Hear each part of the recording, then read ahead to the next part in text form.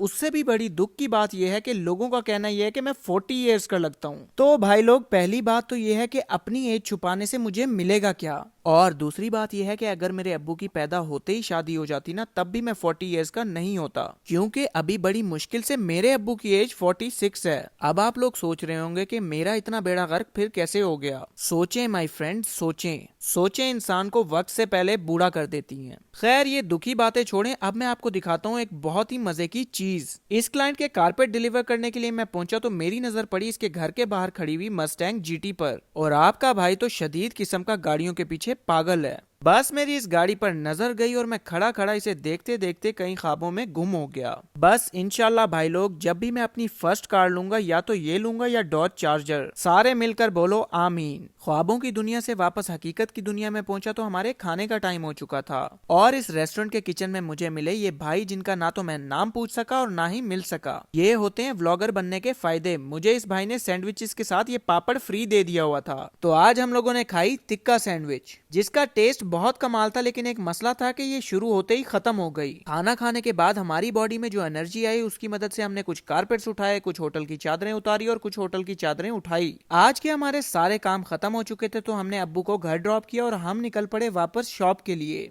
Shop पर पहुंचने के बाद वही डेली सेम रूटीन, सब भाइयों ने मिलकर गाड़ी को अनलोड किया, और गाड़ी अनलोड करने के बाद मुझे ग्रीन सिग्नल दिया, जिसके बाद मेरी फ्लाइट निकल पड़ी सीधा घर के लिए।